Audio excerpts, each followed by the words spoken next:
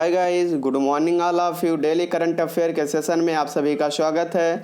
आज का motivational quotes है, मंजिल उन्हीं को मिलती हैं जिनके सपनों में जान होती है, पंख तो यूं ही फड़फड़ाते हैं, हौसलों से उड़ान होती है। इस मोटिवेशनल कोट से आज के करंट अफेयर की शुरुआत करेंगे।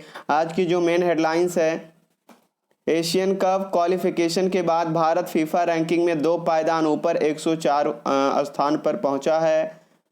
सरकार एनडीपीएस को वित्त मंत्रालय से गृह मंत्रालय में स्थानांतरित करने की योजना जो है बना रही है। वैज्ञानिकों ने दुनिया में सबसे बड़े जीवाणु की खोज की जो नग्न आंखों से देखा जा सकता है। खाद्य प्रसंस्करण उद्योग मंत्रालय ने के राज्य मंत्री ने राष्ट्रीय बाजरा सम्मेलन का जो है उद्घाटन किया।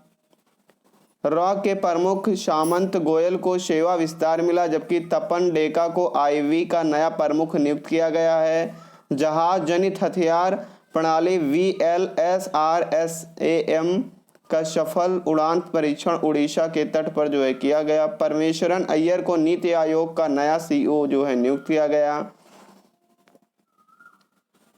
केंद्रीय मंत्री नितिन गडकरी ने यात्रियों की सुरक्षा सुनिश्चित करने के लिए भारत NCAP शुरू करने के लिए GSR अधिसूचना के प्रारूप को जो है मंजूरी दी है। वियना दुनिया का जो है सबसे अच्छा रहने योग्य शहर बना है। उड़ीसा ने राष्ट्रीय MSME पुरस्कार 2022 में जो है प्रथम पुरस्कार जो है जीता है।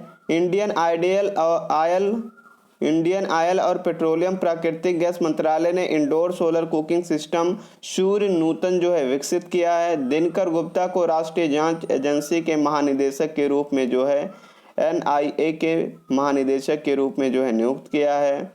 RBI ने IT सेवाओं को आउटसोर्स करने के लिए बैंकों और NBFC के लिए मसौदा दिशा निर्देश जारी किया है। यूरोपीय संघ ने यूक्रेन, मोल्दोवा और जॉर्जिया का सदस्यता के लिए उम्मीदवार को दर्जा दिया है। ये थी आज की हेडलाइंस। आज के करंट अफेयर पे चलेंगे। पहली भारत और नेपाल भारत गौरव पर्यटन ट्रेन किस रेलवे स्टेशन से हरी झंडी दिखाकर रवाना की गई? तो ये जो है सफदरगंज रेलवे स्टेशन से जो है ये रवाना की गई है। भारत और नेपाल के बीच में भारत गौरव पर्यटक ट्रेन की जो है सफदरगंज से जो है रवाना की गई है। पहली नेपाल भारत गौरव पर्यटन ट्रेन दिल्ली के सफदरगंज रेलवे स्टेशन से हरी झंडी दिखाकर रवाना की गई। इस ट्रेन में 500 भारतीय पर्यटक सवार हैं। यह 23 जून को नेपाल के जनकपुर धाम स्टेशन पर जो है पहुंचेगी। निम्न में से संयुक्त राष्ट्र में भारत की अगली स्थायी प्रतिनिधि के रूप में किसे नियुक्त किया गया है? तो संयुक्त राष्ट्र में भारत की अगली स्थायी प्रतिनिधि के रूप में रुचिरा कंबोज जी को जो है नियुक्त किया गया है।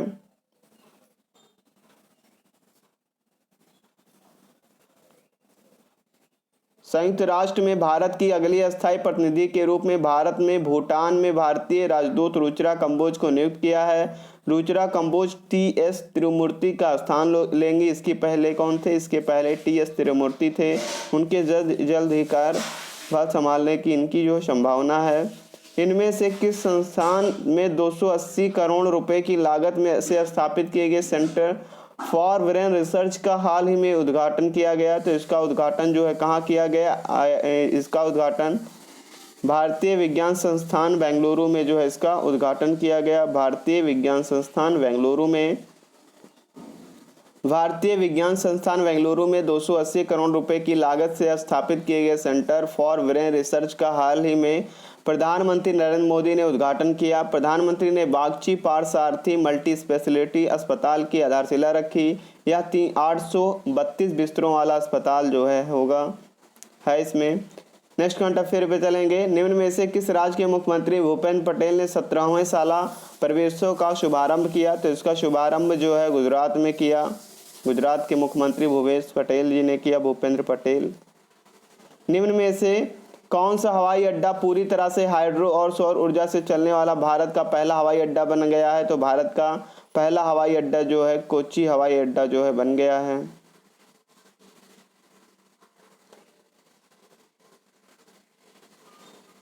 निम्न में से कौन सा हवाई अड्डा पूरी हाइड्रो सौर ऊर्जा से चलने वाला जो भारत का पहला हवाई अड्डा है वो दिल्ली अंतर्राष्ट्रीय हवाई अड्डा बन गया है। इंदिरा गांधी अंतर्राष्ट्रीय हवाई अड्डा जो है बन गया है। हाल ही में किस केंद्रीय मंत्री ने यूरोपीय लोगों के बीच आम के प्रति जागरूकता बढ़ाने के लिए बेल्जियम में मैंगो फेस्टिवल का उद्घाटन किया? तो बेल्जियम में मैंगो फेस्टिवल का उद्घाटन जो है पीयूष गोयल जी ने किया। हाल ही में जारी नवीनतम फीफा विश्व रैंकिंग में भारतीय पुरुष फुटबॉल टीम कौन से स्थान पर है? तो 104वें स्थान पर जो है भारत है।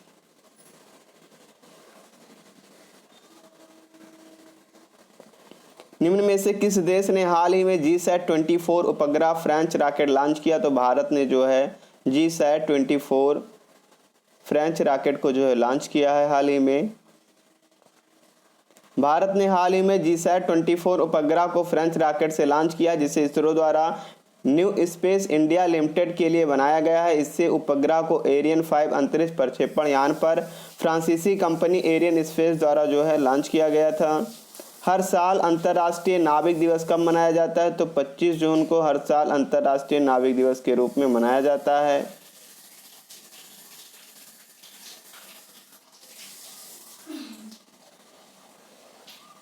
नेक्स्ट करंट अफेयर पे चलेंगे। किसने राष्ट्रीय लघु उद्योग निगम लिमिटेड के अध्यक्ष और प्रबंध निदेशक के रूप में जो है कार्यभार ग्रहण किया है? तो पी उदय कुमार जी ने जो है ये पदभार जो है ग्रहण किया है। पी उदय कुमार ने NSI के अध्यक्ष प्रबंध निदेशक के रूप में कार्यभार संभाला है। यह वर्तमान में NSIC में निदेशक योजना और विपणन है। उन्होंने 20 जून 2022 से कार्यभार जो है इसमें संभाला है। भारत ने 24 जून 2022 को सतह से हवा में मार करने वाली मिसाइल का सफलतापूर्वक परीक्षण किया है। तो VLSRSAM मिसाइल का जो है सफलतापूर्वक परीक्षण भारत ने किया है। परीक्षण प्रक्षेपण रक्षा अनुसंधान विकास संगठन DRDO और भारतीय नौसेना दोनों के द्वारा जो है ये लॉन्च किया गया। ओडिशा, और इसको जो है भारत ने 24 जून 2022 को ओडिशा में चांदीपुर के तट पर एक भारतीय नौसेना के जहाज से vertical launch surface to air missile जो है का सफलतापूर्वक परीक्षण किया है। किस राज्य सरकार ने राज्य सरकार के कर्मचारियों के लिए चिकित्सक बीमा योजना MEDISEP जो है शुरू की है? तो केरल राज्य सरकार ने जो है ये शुरू की, इसकी शुरुआत की है।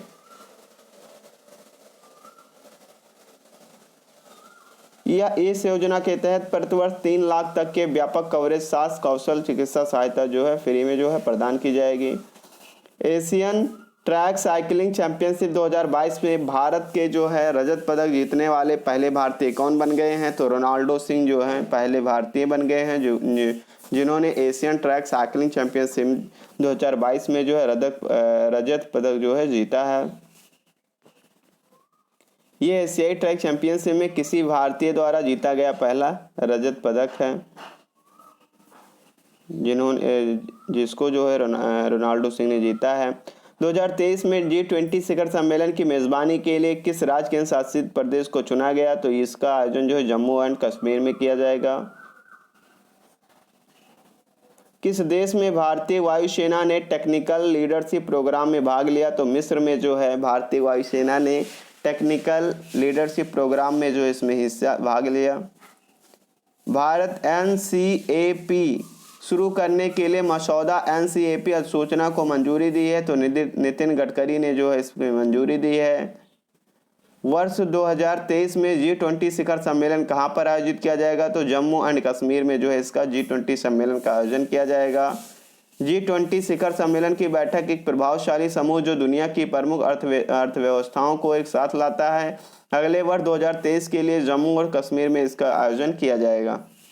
केंद्रीय वाणिज्य और उद्योग मंत्री पीयूष गोयल ने पिछले साल सितंबर में G20 सम्मेलन के लिए भारत का शेरपा नियुक्त किया था। विदेश मंत्रालय ने कहा था कि भारत 1 दिसंबर 2022 से G20 की अध्यक्षता करेगा। 2023 में पहली बार G20 नेताओं के शिखर सम्मेलन का आयोजन करेगा। G20 में कुल कितने देश हैं? G20 में 20 देश हैं। अर्जेंटीना है, भारत, ऑस्ट्रेलिया है, ब्राज़ील है, कनाडा है, चीन है, Germany, France, Bharat, Indonesia, Italy, Japan, Mexico, रूस, सऊदी अरब, दक्षिण अफ्रीका, दक्षिण कोरिया, तुर्की, संयुक्त राज्य अमेरिका और यूनाइटेड किंगडम जो है इसमें शामिल है G20 में। रूकला स्पीड टेस्ट ग्लोबल इंडेक्स में भारत 2022 में कौन से स्थान पे है? तो भारत जो है 115वें स्थान पर है रूकला स्पीड टेस्ट ग्लोबल इंडेक्स में।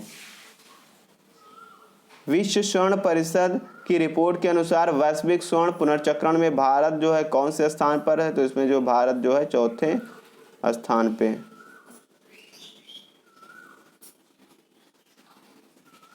पहले स्थान पर कौन है? पहले स्थान पर इसमें जो है चीन है, चाइना है। चीन जो है 168 टन है। इटली है द्वितीय स्थान पर 80 टन। अमेरिका जो है 78 टन है जो इसमें, और भारत जो है 75 टन रिसाइकिल जो है किया है, 75 टन। वर्ल्ड गोल्ड काउंसिल रिपोर्ट का मुख्यालय लंदन यूनाइटेड किंगडम में है। इसकी काउंसिलिंग की रिपोर्ट जो है 1987 में इसकी स्थापना हुई। वर्ल्ड गोल्ड काउंसिलिंग के सीईओ डेविड टैट हैं और वर्ल्ड काउंसिल रिपोर्ट के अध्यक्ष जो हैं केल्विन जेलेस्की जो हैं इसके अध्यक्ष हैं। भारतीय फुटबॉल टीम में फीफा रैंकिंग में कौन से स्थान पर है? तो 104वें स्थान पर जो है इसमें फीफा रैंकिंग में है भारतीय फुटबॉल टीम। किस मंत्रालय ने 12 राज्यों केंद्र शासित प्रदेशों की 75वीं सीमावर्ती क्षेत्रों में VRO कैफे स्थापित करने की मंजूरी दी है? तो रक्षा मंत्रालय ने जो है इसकी मंजूरी दी है।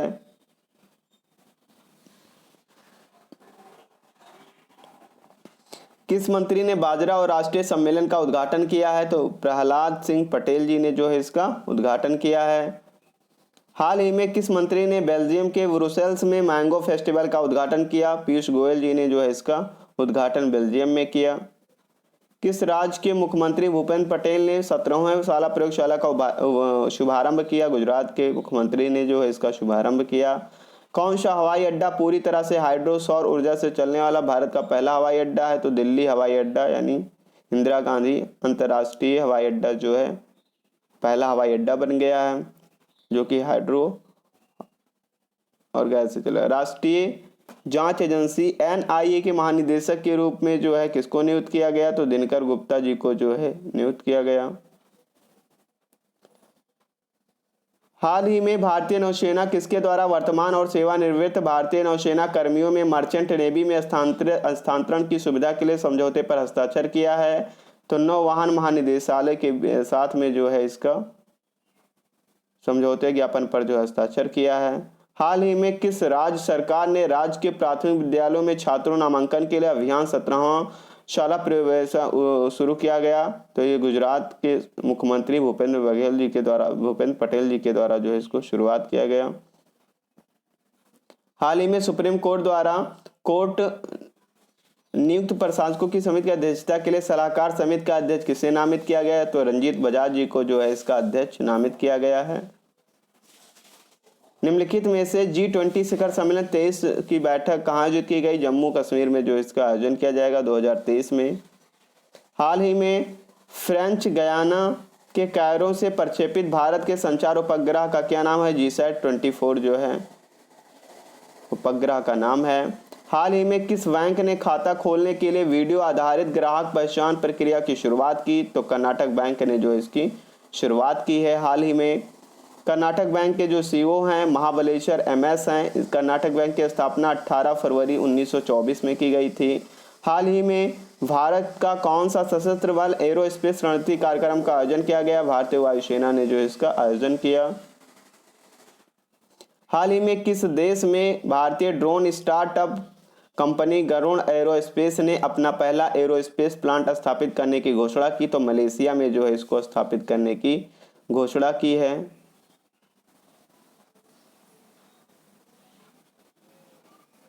हाल ही में विश्व बैंक ने भारतीय रेलवे के माल ढुलाई और रसद बुनियादी ढांचे के आधुनिकीकरण के लिए कितने मिलियन डॉलर के ऋण को मंजूरी दी है? तो 245 मिलियन डॉलर को जो है मंजूरी दी है विश्व बैंक ने, वर्ल्ड बैंक ने।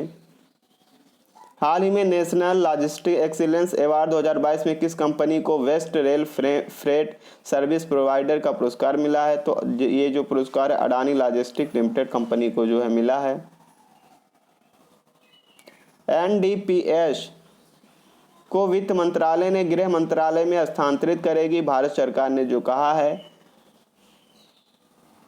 गृह मंत्री अमित शाह ने कहा है एनडीपीएस को वित्त मंत्रालय से गृह मंत्रालय सरकार में जो है इसको स्थानांतरित करेगी।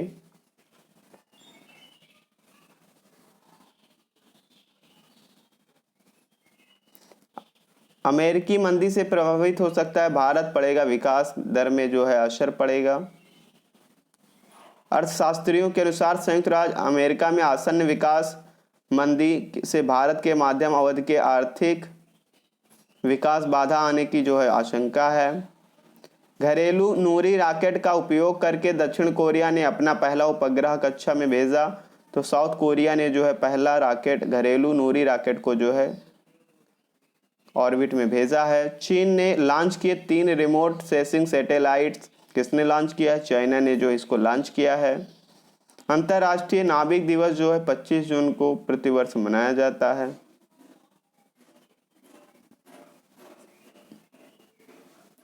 एस मुंद्रा को नियुक्त किया गया। VSE का जो है अध्यक्ष जो है नियुक्त किया गया है एस मुंद्रा जी को। पूर्व विदेश सचिव श्याम शरण को मिली इंडिया इंटरनेशनल सेंटर के नेतृत्व की जिम्मेदारी। किसको मिली है? श्याम शरण जी को मिली है। इंडिया इंटरनेशनल सेंटर के नेतृत्व करने का जो है मिला है। NSE और VSE के ने दी PVR आइनॉक्स के विलय को मंजूरी। NSE और VSE ने क्या BSE ने क्या दिया है? PVR आइनॉक्स को जो है विलय होने की मंजूरी दी है। गरुड़ एरोस्पेस मलेशिया में अपना पहला एरोस्पेस प्लांट स्थापित करने जो है जा रहा है। Garuda Aerospace. Campus Power ICICI bank के छात्रों के लिए लॉन्च किया गया एक नया डिजिटल प्लेटफॉर्म। किसने लॉन्च किया? ICICI बैंक ने जो इसको लॉन्च किया है। ये थी आज की current affair. Thanks for watching.